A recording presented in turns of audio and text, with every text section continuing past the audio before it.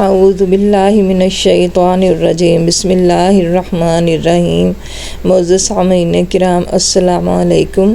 پیش خدمت ہے آج کی قسط نمبر 11، صلی اللہ علی حبیبہ محمد وآلہ وصحبہ وسلم۔ آج کا موضوع ہے نستورہ کی ملاقات۔ حضور اکرم صلی اللہ علیہ وسلم نے اس عہد یعنی حلف الفضول کو بہت پسند فرمایا۔ آپ فرماتے تھے، میں اس عہد نامے میں شریک تھا۔ یہ عہد نامہ بنو جدعان کے مکان میں ہوا تھا۔ اگر کوئی مجھ سے کہے کہ اس عہد نامے سے دستبردار ہو جائیں اور اس کے بدلے میں 100 اونٹ لے لیں تو میں نہیں لوں گا۔ اس عہد نامے کے نام پر اگر کوئی آج بھی مجھے آواز دے تو میں کہوں گا میں حاضر ہوں۔ آپ کے اس ارشاد کا مطلب یہ تھا کہ اگر آج بھی کوئی مظلوم یہ کہہ کر آواز دے، اے حلف الفضول والو، تو میں اس کی فریاد کو ضرور پہنچوں گا، کیونکہ اسلام تو آیا ہی اس لیے ہے کہ سچائی کا نام بلند کرے اور مظلوم کی مدد اور حمایت کرے۔ یہ حلف الفضول بعد میں بھی جاری رہا۔ مکہ میں آپ کی امانت اور دیانت کی وجہ سے آپ کو امین کہہ کر پکارا جانے لگا تھا۔ آپ کا یہ لقب بہت مشہور ہو گیا تھا۔ لوگ آپ کو امین کے علاوہ اور کسی نام سے نہیں پکارتے تھے۔ انہی دنوں ابو طالب نے آپ سے کہا، اے بھتیجے، میں ایک بہت غریب آدمی ہوں اور قحط سالی کی وجہ سے اور زیادہ سخت حالات کا سامنا ہے۔ کافی عرصہ سے خشک سالی کا دور چل رہا ہے۔ ایک تجارتی قافلہ شام جانے والا ہے۔ اس میں قریش کے لوگ شامل ہیں۔ قریش کی ایک خاتون خدیجہ بنت خویلد شام کی طرف اپنا تجارتی سامان بھیجا کرتی ہیں۔ جو شخص ان کا مال لے کر جاتا ہے وہ اپنی اجرت ان سے طے کر لیتا ہے۔ اب اگر تم ان کے پاس جاؤ اور ان کا مال لے جانے کی پیشکش کرو تو وہ ضرور اپنا مال تمہیں دے دیں گی، کیونکہ تمہاری امانت داری کی شہرت ان تک پہنچ چکی ہے۔ اگرچہ میں اس بات کو پسند نہیں کرتا کہ تم شام کے سفر پر جاؤ، یہودی تمہارے دشمن ہیں، لیکن حالات کی وجہ سے میں مجبور ہوں، اس کے علاوہ کوئی چارہ بھی تو نہیں۔ یہاں تک کہہ کر ابو طالب خاموش ہو گئے۔ تب آپ نے فرمایا، ممکن ہے وہ خاتون خود میرے پاس کسی کو بھیجیں۔ یہ بات آپ نے اس لیے کہی تھی کہ سیدہ خدیجہ رضی اللہ تعالی عنہ کو ایک بااعتماد آدمی کی ضرورت تھی، اور اس وقت مکہ میں آپ سے زیادہ شریف، پاک باز، امانت دار، سمجھدار اور قابل اعتماد آدمی کوئی نہیں تھا۔ ابو طالب اس وقت بہت پریشان تھے۔ آپ کی یہ بات سن کر انہوں نے کہا، اگر تم نہ گئے تو مجھے ڈر ہے وہ کسی اور سے معاملہ طے کر لیں گی۔ یہ کہہ کر ابو طالب اٹھ گئے۔ ادھر آپ کو یقین سا تھا کہ سیدہ خدیجہ رضی اللہ تعالی عنہا خود ان کی طرف کسی کو بھیجیں گی، اور ہوا بھی یہی۔ سیدہ خدیجہ رضی اللہ تعالی عنہا کے رسول اللہ صلی اللہ علیہ وسلم کو بلا بھیجا۔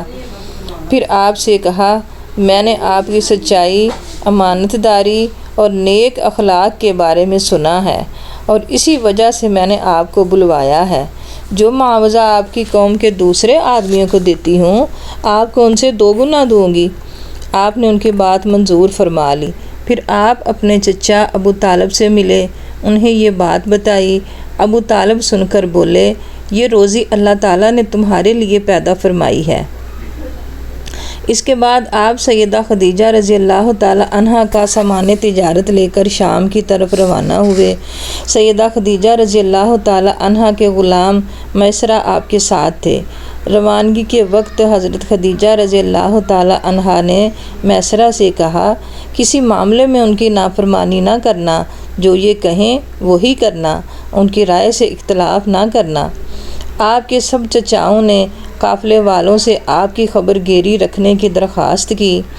اس کی وجہ یہ تھی کہ ذمہ داری کے لحاظ سے یہ آپ کا پہلا تجارتی سفر تھا، گویا آپ اس کام میں بالکل نئے تھے۔ ادھر آپ روانہ ہوئے، ادھر آپ کا معجزہ شروع ہو گیا۔ ایک بدلی نے آپ کے اوپر سایہ کر لیا، آپ کے ساتھ ساتھ چلنے لگی۔ جب آپ شام پہنچے تو بصرہ شہر کے بازار میں ایک درخت کے سائے میں اترے۔ یہ درخت ایک عیسائی راہب نستورہ کی خانقاہ کے سامنے تھا۔ اس راہب نے میسرہ کو دیکھا تو خانقاہ سے نکل آیا۔ اس وقت اس نے آپ کو دیکھا، آپ درخت کے نیچے ٹھہرے ہوئے تھے۔ اس نے میسرہ سے پوچھا، یہ شخص کون ہے جو اس درخت کے نیچے موجود ہے؟ میسرہ نے کہا، یہ ایک قریشی شخص ہیں، حرم والوں میں سے ہیں۔ یہ سن کر راہب نے کہا، اس درخت کے نیچے نبی کے سوا کوئی آدمی نہیں بیٹھتا۔ مطلب یہ تھا کہ اس درخت کے نیچے آج تک کوئی شخص نہیں بیٹھا۔ اللہ تعالیٰ نے اس درخت کو ہمیشہ اس سے بچایا ہے کہ اس کے نیچے نبی کے سوا کوئی دوسرا شخص بیٹھے۔ اس کے بعد اس نے میسرہ سے پوچھا، کیا ان کی آنکھوں میں سرخی ہے؟ میسرہ نے جواب دیا، ہاں بالکل ہے، اور یہ سرخی ان کی آنکھوں میں مستقل رہتی ہے۔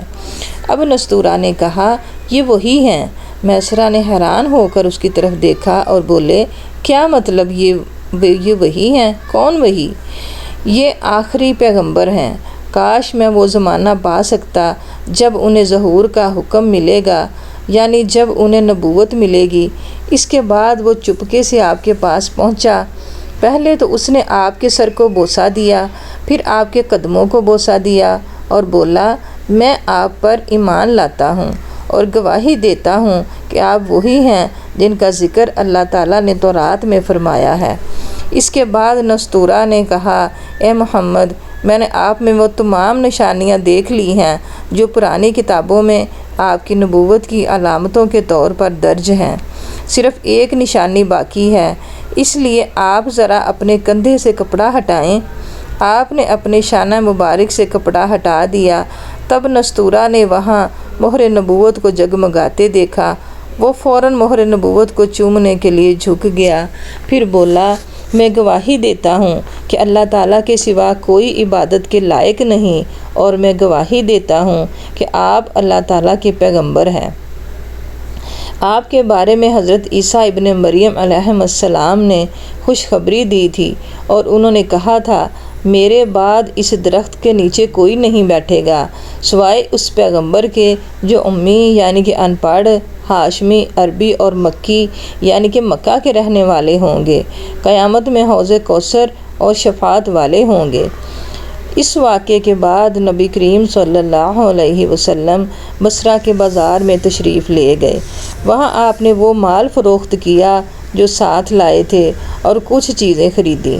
اس خرید و فروخت کے دوران ایک شخص نے آپ سے کچھ جھگڑا کیا اور بولا، لات اور عزیٰ کی قسم کھاؤ۔ آپ نے فرمایا، میں ان بتوں کے نام پر کبھی قسم نہیں کھائی۔ آپ کا یہ جملہ سن کر وہ شخص چونک اٹھا۔ شاید وہ گزشتہ آسمانی کتب کا کوئی عالم تھا اور اس نے آپ کو پہچان لیا تھا، چنانچہ بولا، آپ ٹھیک کہتے ہیں۔ اس کے بعد اس نے میسرہ سے علیحدگی میں ملاقات کی۔ کہنے لگا، میسرہ، یہ نبی ہیں۔ قسم ہے اس ذات کی جس کے ہاتھ میں میری جان ہے، یہ وہی ہیں جن کا ذکر ہمارے راہب اپنی کتابوں میں پاتے ہیں۔ میسرہ نے اس بات کو ذہن نشین کر لیا۔ راستے میں ایک اور واقعہ پیش آیا۔ سیدہ خدیجہ رضی اللہ تعالی عنہا کے 2 اونٹ بہت زیادہ تھک گئے تھے اور چلنے کے قابل نہ رہے تھے۔ ان کی وجہ سے میسرہ قافلے سے پیچھے رہ گیا۔ نبی کریم صلی اللہ علیہ وسلم قافلے کے اگلے حصے میں تھے۔ میسرہ ان اونٹوں کی وجہ سے پریشان ہوا تو دوڑتا ہوا اگلے حصے کی طرف آیا اور اپنی پریشانی کے بارے میں آپ کو بتایا۔ آپ اس کے ساتھ ان دونوں اونٹوں کے پاس تشریف لائے، ان کی کمر اور پچھلے حصے پر ہاتھ پھیرا، کچھ پڑھ کر دم کیا۔ آپ کا ایسا کرنا تھا کہ اونٹ اسی وقت ٹھیک ہو گئے اور اس قدر تیز چلے کہ قافلے کے اگلے حصے میں پہنچ گئے۔ اب وہ منہ سے آوازیں نکال رہے تھے اور چلنے میں جوش و خروش کا اظہار کر رہے تھے۔ پھر قافلے والوں نے اپنا مال فروخت کیا۔ اس بار انہیں اتنا نفع ہوا کہ پہلے کبھی نہیں ہوا تھا۔ چنانچہ میسرہ نے آپ سے کہا، اے محمد، ہم سال ہا سال سے سیدہ خدیجہ کے لیے تجارت کر رہے ہیں، مگر اتنا زبردست نفع ہمیں کبھی نہیں ہوا جتنا اس بار ہوا ہے۔ آخر قافلہ واپس مکہ کی طرف روانہ ہوا۔ میسرہ نے اس دوران صاف طور پر یہ بات دیکھی کہ جب گرمی کا وقت ہوتا تھا اور نبی کریم صلی اللہ علیہ وسلم اپنے اونٹ پر ہوتے تھے تو 2 فرشتے دھوپ سے بچانے کے لیے آپ پر سایہ کیے رہتے تھے۔ ان تمام باتوں کی وجہ سے میسرہ کے دل میں بھی آپ کی محبت گھر کر گئی اور یوں لگنے لگا جیسے وہ آپ کا غلام ہو۔ آپ صلی اللہ علیہ وسلم دوپہر کے وقت مکہ میں داخل ہوئے۔ آپ باقی قافلے سے پہلے پہنچ گئے تھے۔ آپ سیدھے حضرت خدیجہ رضی اللہ تعالی عنہا کے گھر پہنچے۔ وہ اس وقت چند عورتوں کے ساتھ بیٹھی تھیں۔ انہوں نے دور سے آپ کو دیکھ لیا۔ آپ اونٹ پر سوار تھے اور 2 فرشتے آپ پر سایہ کیے ہوئے تھے۔ حضرت خدیجہ رضی اللہ تعالی عنہا نے یہ منظر دوسری عورتوں کو بھی دکھایا۔ وہ سب بہت حیران ہوئیں۔ اب آپ نے حضرت خدیجہ رضی اللہ تعالی عنہا کو تجارت کے حالات سنائے، منافع کے بارے میں بتایا۔ اس مرتبہ پہلے کی نسبت 2 گنا منافع ہوا تھا۔ حضرت خدیجہ رضی اللہ تعالی عنہا بہت خوش ہوئیں۔ انہوں نے پوچھا، میسرہ کہاں ہے؟ آپ نے بتایا وہ ابھی پیچھے ہے۔ یہ سن کر سیدہ نے کہا، آپ فوراً اس کے پاس جائیے اور اسے جلد از جلد میرے پاس لائیے۔ آپ واپس روانہ ہوئے۔ حضرت خدیجہ رضی اللہ تعالی عنہا نے دراصل آپ کو اس لیے بھیجا تھا کہ وہ پھر سے وہی منظر دیکھنا چاہتی تھی، جاننا چاہتی تھی کہ کیا اب بھی فرشتے ان پر سایہ کرتے ہیں یا نہیں۔ جو ہی آپ روانہ ہوئے، یہ اپنے مکان کے اوپر چڑھ گئیں اور وہاں سے آپ کو دیکھنے لگیں۔ آپ کی شان اب بھی وہی نظر آئی۔ اب انہیں یقین ہو گیا کہ ان کی آنکھوں نے دھوکہ نہیں کھایا تھا۔ کچھ دیر بعد آپ صلی اللہ علیہ وسلم میسرہ کے ساتھ ان کے پاس پہنچ گئے۔ حضرت خدیجہ رضی اللہ تعالی عنہا نے میسرہ سے کہا، میں نے ان پر 2 فرشتوں کو سایہ کرتے ہوئے دیکھا ہے، کیا تم نے بھی کوئی ایسا منظر دیکھا؟ جواب میں میسرہ نے کہا، میں تو یہ منظر اس وقت سے دیکھ رہا ہوں جب قافلہ یہاں سے شام جانے کے لیے روانہ ہوا تھا۔ اس کے بعد میسرہ نے نستورہ سے ملاقات کا حال سنایا۔ دوسرے آدمی نے جو کہا تھا وہ بھی بتایا، جس نے لات اور عزیٰ کی قسم کھانے کے لیے کہا تھا، پھر اونٹوں والا واقعہ بتایا۔ یہ تمام باتیں سننے کے بعد سیدہ خدیجہ رضی اللہ تعالی عنہا نے آپ کو طے شدہ اجرت سے 2 گنا دی، جبکہ طے شدہ اجرت پہلے ہی دوسرے لوگوں کی نسبت 2 گنا تھی۔ ان تمام باتوں سے سیدہ خدیجہ رضی اللہ تعالی عنہا بہت حیران ہوئیں۔ اب وہ اپنے چچا زاد بھائی ورقہ بن نوفل سے ملی۔ یہ پچھلی کتابوں کے عالم تھے۔ سیدہ خدیجہ رضی اللہ تعالی عنہا نے انہیں جو کچھ دیکھا اور میسرہ کی زبانی سنا تھا وہ سب کہہ سنایا۔ ورقہ بن نوفل اس وقت عیسائی مذہب سے تعلق رکھتے تھے، اس سے پہلے وہ یہودی تھے۔ سیدہ خدیجہ رضی اللہ تعالی عنہا کی تمام باتیں سن کر ورقہ بن نوفل نے کہا، خدیجہ، اگر یہ باتیں سچ ہیں تو سمجھ لو محمد اس امت کے نبی ہیں۔ میں یہ بات جان چکا ہوں کہ وہ اس امت کے ہونے والے نبی ہیں۔ دنیا کو انہی کا انتظار تھا، یہی ان کا زمانہ ہے۔ یہاں یہ بات بھی واضح ہو جائے کہ نبی اکرم صلی اللہ علیہ وسلم نے سیدہ خدیجہ رضی اللہ تعالی عنہا کے تجارتی سفر صرف ایک بار ہی نہیں کیا، چند سفر اور بھی کیے۔ سیدہ خدیجہ رضی اللہ تعالی عنہا ایک شریف اور پاک باز خاتون تھیں۔ نسب کے اعتبار سے بھی قریش میں سب سے اعلیٰ تھیں۔ انہیں قریش کی سیدہ کہا جاتا تھا۔ قوم کے بہت سے لوگ ان سے نکاح کے خواہشمند تھے۔ کئی نوجوانوں کے پیغام ان تک پہنچ چکے تھے، لیکن انہوں نے کسی کے پیغام کو قبول نہیں کیا تھا۔ نبی اکرم صلی اللہ علیہ وسلم تجارت کے سفر سے واپس آئے تو آپ کی خصوصیات دیکھ کر اور آپ کی باتیں سن کر وہ آپ صلی اللہ علیہ وسلم سے بہت زیادہ متاثر ہو چکی تھی۔ لہٰذا انہوں نے ایک خاتون نفیسہ بنت منیہ کو آپ کی خدمت میں بھیجا۔ انہوں نے آ کر آپ سے کہا کہ اگر کوئی دولت مند اور پاک باز خاتون خود آپ کو نکاح کی پیشکش کرے تو کیا آپ مان لیں گے؟ ان کی بات سن کر آپ نے فرمایا، وہ کون ہیں؟ نفیسہ نے فوراً کہا، خدیجہ بنت خویلد۔ آپ نے انہیں اجازت دے دی۔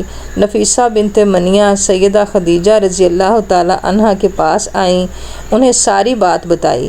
سیدہ خدیجہ رضی اللہ تعالی عنہا نے اپنے چچا عمرو بن اسد کو اطلاع کرائی تاکہ وہ آ کر نکاح کر دیں۔